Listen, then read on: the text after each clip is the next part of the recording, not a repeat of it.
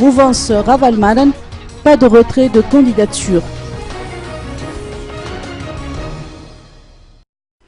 La mouvance Ravalmanan persiste et signe. Mamra Koutarvier, le président du congrès de la transition et non moins chef de délégation de cette mouvance, a indiqué que la mouvance Ravalmanan n'entend pas retirer sa candidate de la course à la présidentielle.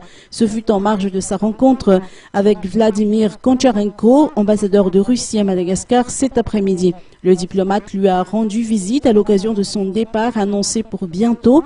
Ce dernier qui va rejoindre d'autres fonctions à l'extérieur. Le président du congrès de la transition s'est également confié sur les relations entre la France et la mouvance Ravalmanan.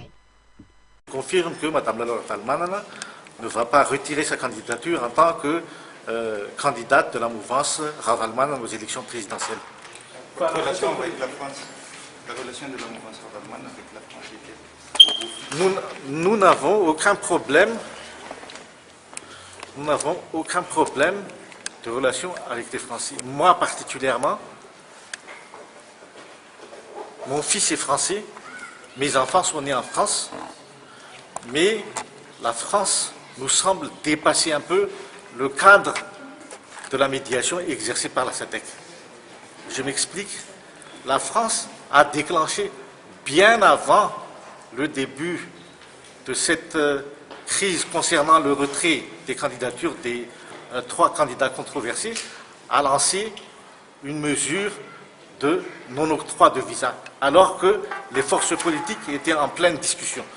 Pourquoi se précipiter comme ça? Nous disons tout simplement, on veut mettre des sanctions contre les partisans de la mouvance Ravalmanan. Pourquoi la France n'a pas mis des sanctions contre les auteurs du coup d'État? Pourquoi la France n'a pas mis des sanctions contre ceux qui ont fait obstacle à la mise en œuvre de la feuille de route? En quoi sommes-nous coupables, nous, mouvance Ravalmanan?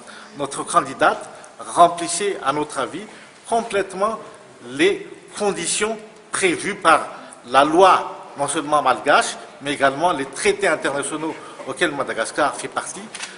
Notre candidate remplissait ses contrats.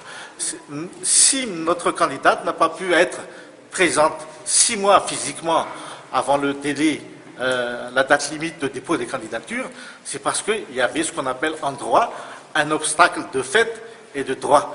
On n'a pas appliqué l'article 20 de la feuille de route qui concernait non seulement M. Marc Ravalmanan, mais également son épouse et tous les exilés politiques à l'extérieur de Madagascar. Pourquoi on n'a pas appliqué cet article 20? Pourquoi on n'a pas appliqué l'article 16 sur la fin de poursuite contre les opposants? Pourquoi on n'a pas appliqué l'article 17 sur la libération des médias? Nous posons la question à la communauté internationale.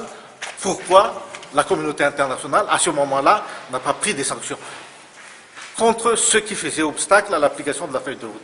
Maintenant que nous sommes à la veille des élections et que nous présentons notre candidate, on nous brandit telle et telle sanction. Nous estimons que ce n'est pas juste, ce n'est pas légitime.